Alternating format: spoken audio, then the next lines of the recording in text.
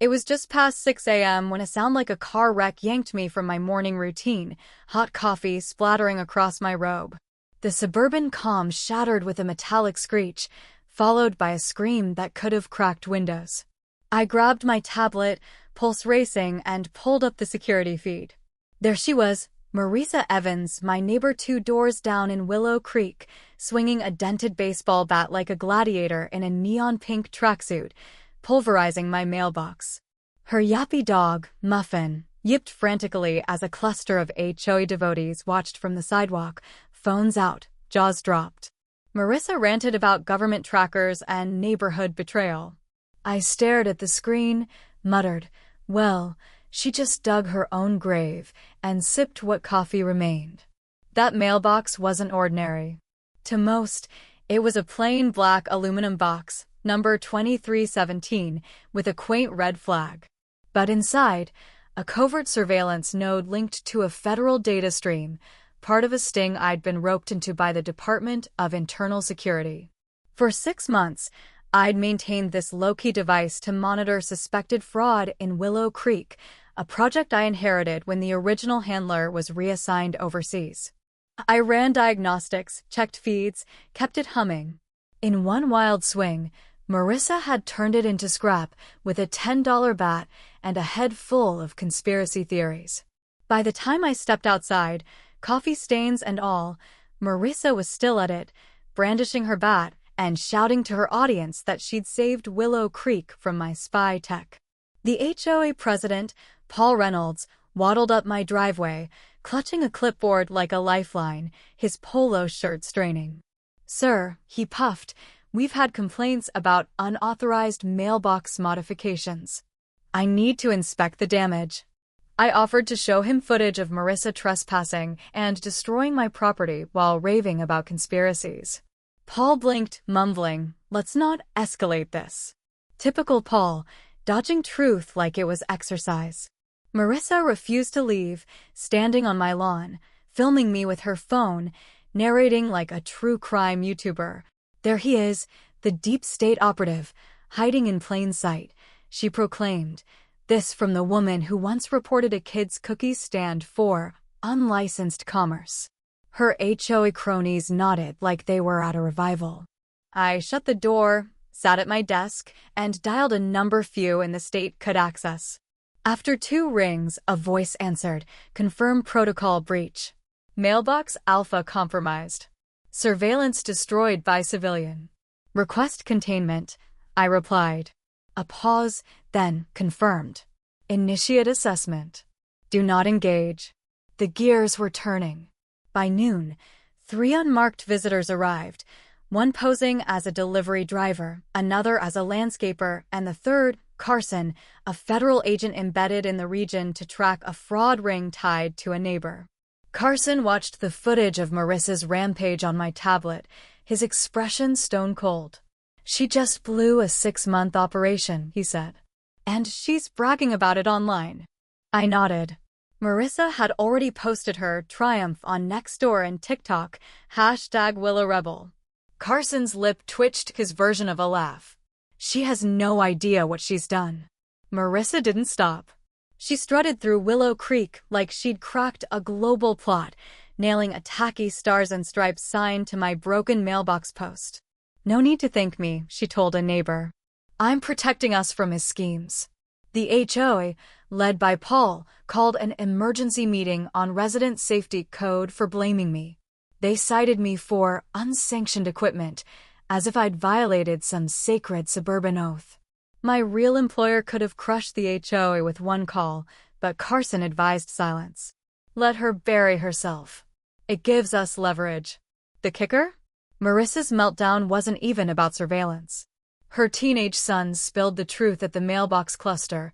She was furious because my shrubs weren't trimmed to her standards. "She says his yard's a mess, and it's ruining her meditation vibe," he said. So, in true Marisa fashion, she'd turned a petty gripe into a federal offense. That night, federal techs disguised as utility workers swept away the mailbox remnants. My yard looked bare, but a storm was brewing. Marisa doubled down. By sunrise, now in a red, white, and blue tracksuit, she taped a cardboard eagle to her trash can, filming herself like a news anchor. "I'm defending our rights," she bellowed. "Who knows what he's hiding?" Her TikTok following swelled, and the HOA newsletter, clearly her handiwork, warned of cyber threats and foreign tech in our yards. My mailbox became a local myth. Some called it a Chinese spy hub, others swore I was hijacking Amazon deliveries. Facts didn't stand a chance. Behind the scenes, the feds were on edge. A pest control van parked nearby, loaded with thermal scopes and mics, watching not just Marissa but the whole neighborhood, especially Derek, Marissa's shady new boyfriend. Derek, who claimed to be a blockchain guru, had moved in weeks earlier with a jacked-up truck, a fake accent, and a garage stuffed with server racks. The agency flagged him as Vince Moretti, a key player in an interstate identity theft ring. My mailbox had been tracking his drop-offs, but Marissa's stunt blew its cover, forcing the feds to speed up. Marissa, egged on by Derek, played detective. She accused an elderly neighbor of signaling the mail carrier with waves, claimed kids' toy trucks were signal jammers, and even planted a fake USB stick under my porch, finding it on camera. This could be malware, she shrieked online, her followers hitting 40,000. Carson called late one night, voice tense. "She's spooking Moretti. He's moving packages. Keep her distracted." I couldn't believe it. He wanted me to play villain to Marissa's hero, feeding her paranoia while the feds closed in on Derek.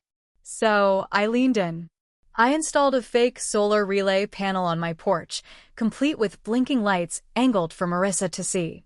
By dusk, she was filming it, yelling about electromagnetic pulses. I slapped meaningless barcode stickers on my car and left empty electronics boxes by my trash. Each move drove her wilder, and Derek got jumpier, feeling the heat. At an HOA mediation, Marissa rolled in with a whiteboard of blurry photos and wild theories about neural networks. Paul gave up trying to rein her in. I sent the footage to Carson, who texted, "Perfect. She's a distraction machine." Then a fake federal letter arrived at my door, gold-sealed and ominous, claiming Marissa was under review for obstructing infrastructure. It was a decoy, but it worked. Marissa went silent for days, then reemerged in a tinfoil hat, binoculars in hand, logging my movements from a lawn chair. Kids mocked her, one building a cardboard mailbox labeled CIA HQ. The real shift came when Derek vanished. His truck was gone, garage empty. Marissa, oblivious, ranted that he'd been extracted for his bravery. In truth, he'd bolted, spooked by the feds. Willow Creek buzzed. Marissa, undeterred, demanded an HOA security task force to inspect every mailbox. Paul, on the brink of quitting, admitted he was done with her chaos. The feds, meanwhile, nabbed 2 of Derek's couriers with salvaged data. But Marissa's noise, now 70,000 TikTok followers, was a liability. Carson handed me a drive with edited surveillance clips, enough to expose Marissa without blowing the operation. I leaked them anonymously as Willow Truth. The footage, Marissa smashing, trespassing, harassing, went viral. Overnight, she became a national punchline. Headlines screamed suburban Karen versus mailbox, her bat-swinging face memed endlessly. She leaned into the fame at first, live-streaming her revolution. But then a real federal summons landed, demanding an interview for destroying government property. At an HOA meeting, Paul read it aloud. Marissa, in a theatrical black scarf, screamed, "I'm framed." A retired deputy in the crowd shut her down. "You're no victim. You're a vandal." The room turned. Marissa fled. The next day, she dismantled her command center tent, signs stuffed into trash bags. Her eyes, once blazing, were hollow as she stared at the mailbox post she'd wrecked. The feds collected the last evidence, and Carson confirmed charges: obstruction, property destruction. No jail, but a hefty fine and a permanent record. Marissa listed her house and slipped away quietly. A young family moved in, their laughter erasing her echo. Weeks later, the agency sent a letter thanking me for operational integrity, noting the new mailbox, dubbed Marissa in her honor, was a state-of-the-art surveillance hub. I chuckled, but the piece felt delicate. On a walk, a new neighbor asked if I'd ever met a Marissa type, describing a paranoid woman from his old street. I froze. The mailbox stood silent, upgraded, watching. Marissa was gone, but her kind lingers, waiting for a new stage. I'd be ready, cameras rolling, for the next fat-wielding fool to challenge reality. Willow Creek was calm again, and my new mailbox, wired tighter than ever, ensured it would stay that way.